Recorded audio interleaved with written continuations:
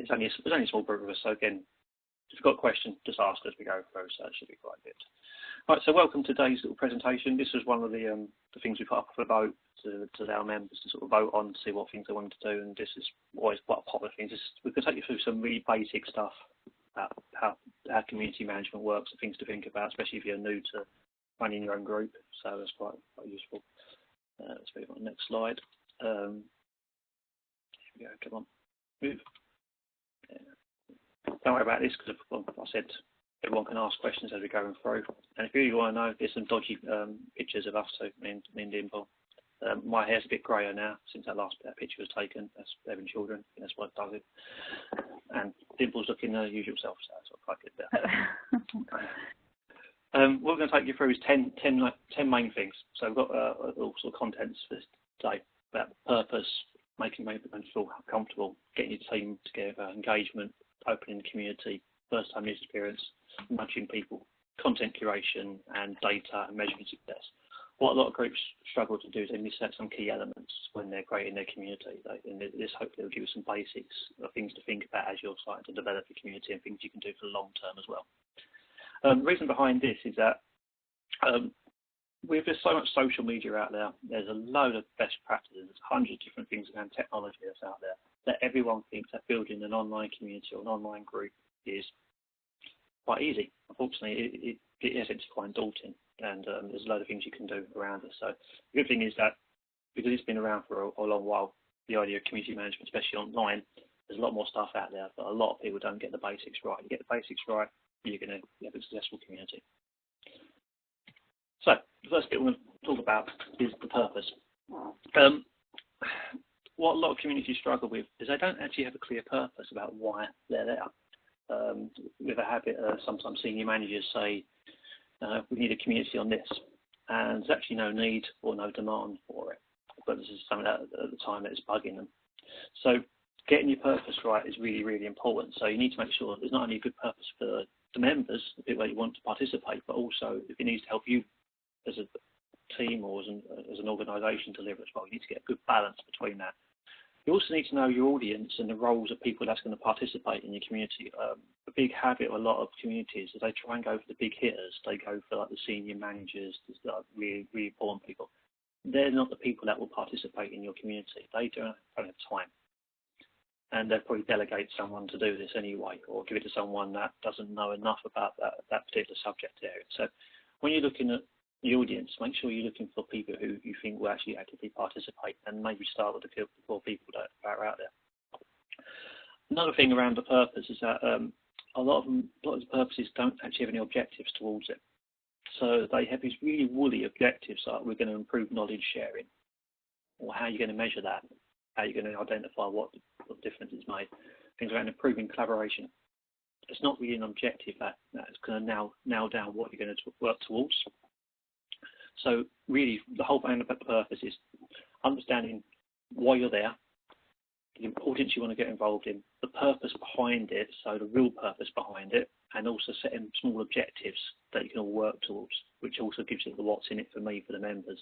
Because you're trying to attract someone to your community in an environment where everyone's looking for their attention.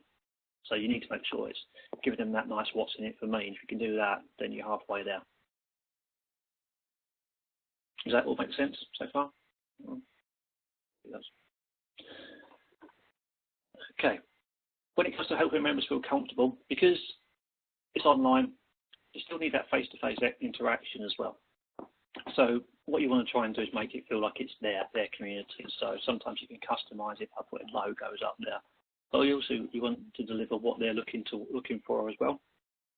So if you can do that, that makes a big difference, because then people will start to actually participate. Another thing you want to think about is there's a whole range of functionality and tools that the Knowledge Hub have. Now, you may be there for a group starting, you might need to switch some of these off. Things like blogs and wikis and idea generation tools. For a lot of people doing this type of work, they're like, what does this actually mean? What does this do? What's the difference between this and a forum, or this and a library? So sometimes it's actually taking back some of the functionality and say, we're not going to use that to start with. Concentrate on finding out what people want to do, and then pick the technology that supports it. So if people want to ask questions, look for advice, the forum's the best place for that. If people want to share documentation, use the library. If people want to co-create content, then a wiki's quite good. So it's about finding out what your community wants to do first and what they're working towards, and then picking the technology to do that. And also, as a facilitator of the community, you lead by example. So the way you ask questions, the way you share documentation, others will follow. So well-worded questions are open and encourage people to participate are really good. If you're putting documents up there, make sure that you've got a good title and a good description on there, because others will follow your lead, because it makes it easy to search. So you're trying to make members not only find things that makes it easy for them to find content, but also makes it easy for them to understand how they can get involved as well. So that's what you're trying to do, make people feel welcome to the group, and also do that as well, make sure the technology supports it as well. You can also do other things like welcome people to your group. So you can do things around making sure that all the facilitators connect with a new member, send them a welcome message as part if they've applied to join the group. Maybe set up things like a new introduction forum. All these things make it easy for people to get involved in. What you don't want to do is my stupid analogies as usual. If you turned up to a new job and no one showed you where the tea or coffee was being made, where the toilets were, or said hello to you, would you stay there for very long? You probably wouldn't. So it's the same with an online community. You need to make people feel welcome to it as well.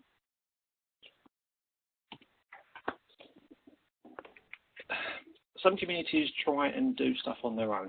They have a single facilitator, and that makes it really difficult to get going, because you've got no one to bounce ideas off of.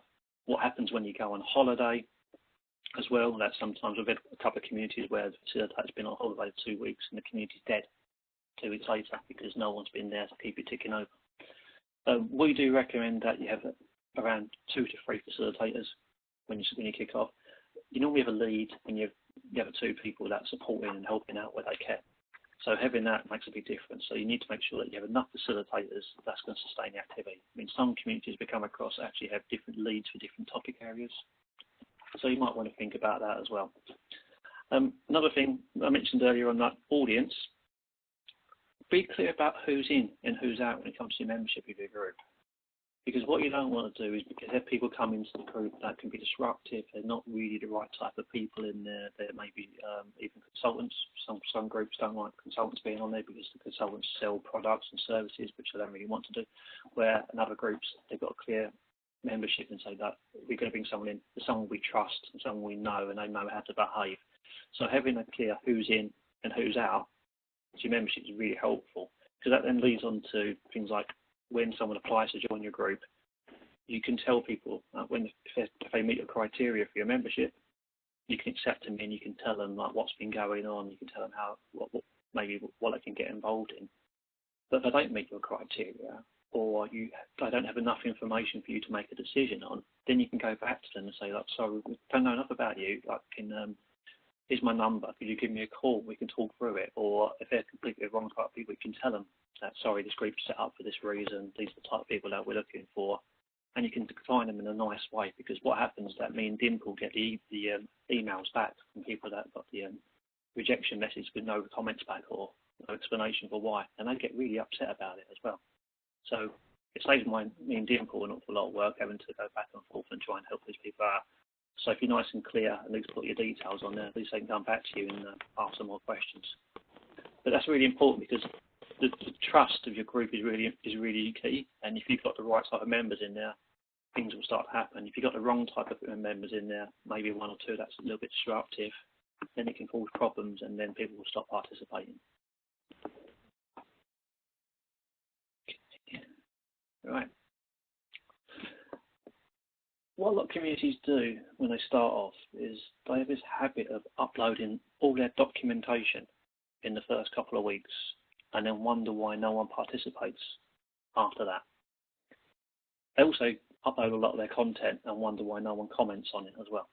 Again, another example is if you go to an event, so there's been some really good presentations, and then you can go to a website, you download the presentations after the event, and that's it. You never go back to that website again. That's what a lot of communities will do. They're pretty much just people take the content and never come back.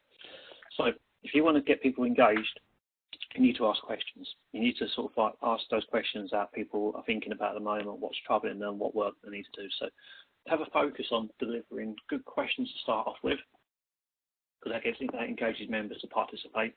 Then look at what types of events and activities that you will be doing with your community. It could be current events that are already running at the moment that you can get involved and you can ask questions beforehand. It could be things like webinars, hot seats, online chats. There are different types of things you can do in a forum, which could be useful. And then think about the content. Because if you do it that way round, you're going to get a lot more engagement rather than going content heavy, because people won't participate in it. And it also helps you create a plan of action. I think Dimple's going to talk about that a little bit more later on. So yeah, when you're building your community, you need a plan of action. You need to think about what's going to come up next. Have a list of things you want to do in the future as well, because say otherwise sticking all the documentation up in the first go will not work. And when it comes to opening groups, I mean, some of you might have already started, but for other groups, there's a really good blog post I'm going to post up later on. It's a guy called Darren Goff, who I know who used to work for Money Saving Expert, I think it is. He used to run their forums, and he said, if you're going to try and build a community, do it slowly. Build slowly, build momentum. Some communities like to do a big launch, which is perfectly fine. You can get 50 people, 100 people at an event, do a big launch event and launch the community. But if the community is empty and there's nothing in that community, it's not going to go very far. So really, we suggest try and start slowly. But if you are going to go big launch, make sure that you've got the community already being some sort of momentum behind it to get it moving forward. So when you are launching, people can come back into the community after that event, and there's always things happening, there's all discussions taking place, there's always content available there that they can continue that conversation from that event. And again, it's all about inviting the right people. When you get the right people into the community, they will help you create the right content, the right type of environment for people to do that. So that's 5 sort of tips. Is there anything anyone would like to ask about this as everyone's still audio? So any questions so far? Sounds good, Mike. Yeah, it's all simple stuff. I mean, it's weird that if we're working with people in a face-to-face environment, these are the things that we probably do. But when we start getting involved with technology, we forget all these bits and pieces. The simple stuff, the people side. Right, Dimps, I'm going to pass over to you. Is that right? Okay, yep. Okay, I'll move on to the next slide.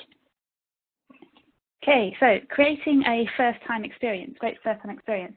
As with most things, first impressions do count, and it's just exactly the same within an online community. So you need to have a think about what you can do to make sure members come back after their initial visit or initial participation in the group. What can you do to keep them engaged and make sure they carry on participating in your group? So there are a couple of things that you might want to do. You might want to connect with them online. So when you go to their profile, you can connect with them, and then that way you can then send them a welcome message. It might be something that you want to do straight away, find out a bit more about them, find out what they're working on, and then maybe connect them to another member, join them up with other people. It's all about kind of finding out who your members are, why they've joined, what they'll gain from the community, and then that will also help you decide what sort of content you need to add to your community and how it will continue to provide value to your members. Sending welcome messages is obviously always a good thing, whether you do that on a one-to-one basis or welcome people in batches, send them group messages. Follow up with them a bit later on, maybe after a week or so of them being a member of your community. Follow up with them, find out if they've gotten anything value from the community, but just make sure that you do welcome them as it is an online space, so they might need a bit more hand-holding initially to kind of get them used to the community and feel a part of the community. A couple of other things you might want to do, so if anyone's asked a question, make sure that it doesn't just get left behind, make sure that it is answered, and even if a member doesn't know the answer, send them a holding email or maybe ask someone who does know the answer. You might know that someone has done some work on that, so you might want to give them a quick call or drop them an email and say, look, someone's posted this in the community. I know you've done some work on this. Would you mind going in and responding? Most of the time, people are happy to help. It's just they need a bit of encouragement to go in and respond. And once you get a few people answering questions, then it slowly sort of trickles on and other people go in and start answering as well. But yeah, sending a holding message is obviously a really good thing, just so that they know that their post has been answered. the last thing you want is for members to go in and have the courage to go in, post a question, and then for it to go unanswered, and then they won't bother posting another reply again. So creating a first-time user experience is really important to get members and keep them engaged and coming back to your community. Next slide, please, Michael. Okay, so giving members a nudge. Members are busy. There's always lots of emails going around. So what can you do to kind of make sure members do come back to your community? Regular communications, regular content, and regular reminders, it always helps. You might think that just because someone's posted a document and they would have been notified, then that's it, they'll come to the group. But actually, just sometimes a gentle reminder through a group message or through the group announcements, highlighting key content, highlighting activity that's coming up is all that you need to kind of get them back into the community. And as facilitators yourselves, you can create some really good habits with having regular content and activities. And once it becomes a regular, maybe on a weekly basis or a fortnightly basis that you do things, members will then soon expect that, yes, a newsletter will be coming out or a reminder will be coming out, and they'll start to expect that you'll be reminding them of content and activity in the group. So a simple reminder is all it takes sometimes, just to encourage that first participation or to encourage further participation.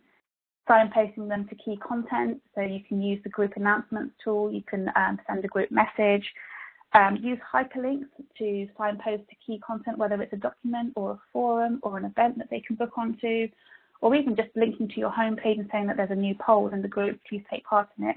Just simple reminders, just to signpost them to the key areas of the group, even if it's just the top 3 things that are happening in the group. That will help to encourage members to come back to the group, and also using calls to action as well to highlight how to get involved and why they should get involved is really useful. Okay. On the next slide, we'll talk about curating content. So there's so many different websites out there with news and articles and email newsletters and things that you could sign up to find out what's sort of relevant in your work area, and to use that information elsewhere to spark discussion and engagement in your own group. So while obviously you'll know what your members are hopefully wanting to do in your group, it's always a good idea to add new content, to spark a debate, to get people involved, maybe add something a bit controversial if that will help. There's loads of sites out there that you can use to create content and add it back to your group. So with content curation, it's about finding the content on other websites and news articles and filtering it to highlight the best content for you and for your members. Identify sites that are relevant to you and your members. There's lots of tools that you can use, things like Google Alerts, Twitter lists. You can use email newsletters, kind of basically search through the different areas that are relevant to your work and your needs, and then create some content from that and share it back in with your community. So it's about reusing content that's elsewhere and using it to encourage debate in your community as well. And Michael, do you want to add any examples that you've got with content curation? Yeah, I mean, I use sites. I use hashtags from Twitter quite a bit, and I use a bookmarking site called, it's called now, I'll remember it later on. It allows me to scoop it, that's it, yeah. Like cherry pick content that I think would be useful. It might not be useful right now, but it means that when I come to, say, planning the discussions and the events and the content, I have a raft of content that I can go back to and use as a way to start, rather than me having to scramble around every couple of weeks looking around trying to find something new. I have technically a bucket full of random things that could be of interest to the community that I can tap into at any point when the community is maybe slightly not as active as it normally is. And so by using things like, say, some of the hashtags on Twitter, newsletters I have, got other alert systems that I set up, content comes to me, and then I just cherry pick the stuff and save it, and then at any point I can go back and go, well, that's quite interesting. I think that might be useful for the community at this moment in time. So it's a really useful thing to do. And also it means that you also, it's like the idea of an art exhibition, that someone's gone and cherry picked the content for that art exhibition, and you're doing the same thing for your community. You're filtering out the rubbish and trying to concentrate on the good stuff that's out there. Thanks, Michael. Yeah, so as I said, there's lots of sites out there. They'll do the work for you, and then you can go in and share what's relevant and reuse what's relevant with your members. And obviously, this is really good if you're sort of sharing the workload with co-facilitators as well, and obviously work finding content together and sharing it back with your group. Next slide, please, Michael. So data. So there's lots of different things that you can monitor in your group. So you may have noticed that we've got the reports tab as well, which is available for all facilitators. So you can download a group members report and keep an eye on when members are visiting your group. Hopefully you'll see that when you've added new content and activity or sent a group message, that will increase people's visits to the group. That's always something that's good that you can monitor. In the forum, you may have noticed that there is a forum statistics section, so you can see who your top forum users are in your group. It will rank them and it will give you an idea of how many posts they've made. So when your group becomes a bit more active, then you can see who your top forum users are. And also you can look at things like the number of views in a forum post as well. So if you know that something's got obviously high views and you know it's obviously an interesting topic, and you might want to see how you can use the information from that topic to encourage further discussion. And also there's things like document downloads, just something really simple. You can keep an eye on which documents are being downloaded most, which ones are being commented on most, and which areas of your group people are using. You might want to keep track of your own data, so things like membership growth, so looking at who you've invited and when people and how often people are joining the group, whether it's they're joining through invitations or applying to join your group.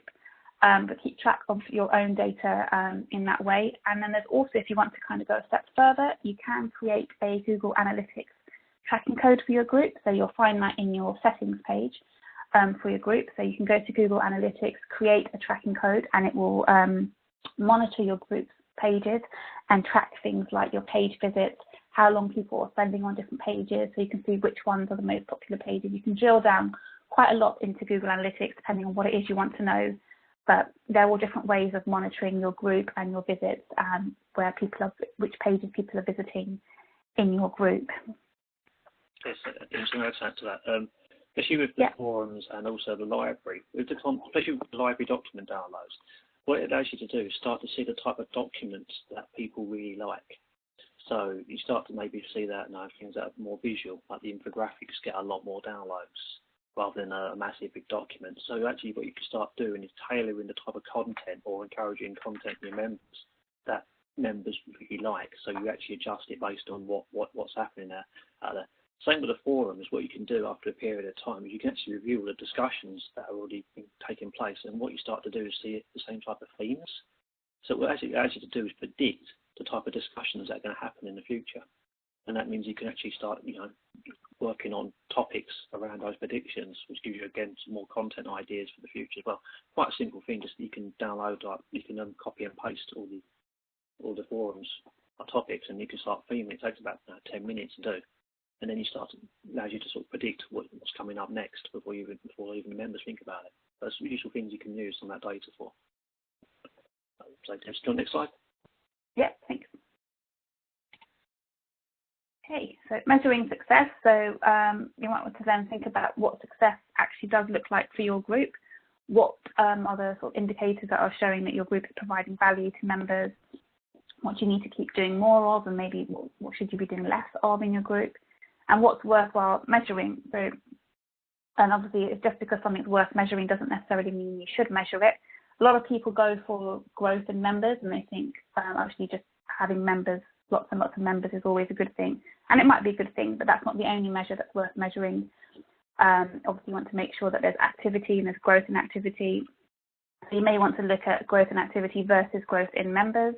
But I guess the key thing is what's providing value for your members. Are your members getting value from being a member of the group? Why do they visit the group? What is it that they're gaining from the group? And how is it helping them in their role? So you might want to then explore some indicators that will help you identify what members are getting from your group. And I suppose it's just, as with a lot of things, don't just measure something because you can measure it.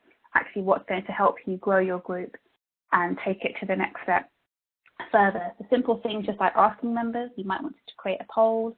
You might want to just have a simple discussion forum going on just to find out why people are using the group. Obviously, you've got the qualitative results like asking members directly, but then obviously you can use then the quantitative stuff, so looking at document downloads, looking at views in the forum, and also looking at Google Analytics if you've got that set up in your group too. So it's finding out what success will be for your group, what it looks like, and then making sure that members are getting value from it, and how you're going to know that members are getting value from your group, and having some measures in place so that then you can monitor it over a period of time. Yeah, any questions? So you go back to your objectives as well for your group, like your purpose and objectives, because if you're meeting those objectives, you can clearly show that you set out to do this and this is what you've done. That's a really useful thing to start off with. Also, you can do things around the like the surveys, the qualitative stuff by asking. I mean, when people are sharing content, so if someone shares a guide or a template and that's been reused 20, 30 times, that means that 20, 30 people haven't had to write that from scratch. So you can then start talking to people. So if you hadn't had that copy, how long would it have taken you to go and develop from scratch? And you can start putting the avoidable cost measure to that as well. That's a lot more. That's harder work. But if you need to show how much effort and time people are saving, just having one or two examples like that really make a big difference to your community, because they can clearly see that by sharing stuff and by helping it go out, it's making a huge time and cost saving for other members as well. So I'll stop the dim, sorry. Yeah, no, that's fine. That's fine. Should we go on to the next one? Yeah, so this is that's our 10 key things. Has anyone got any questions so far? Anything they want to talk about or ask?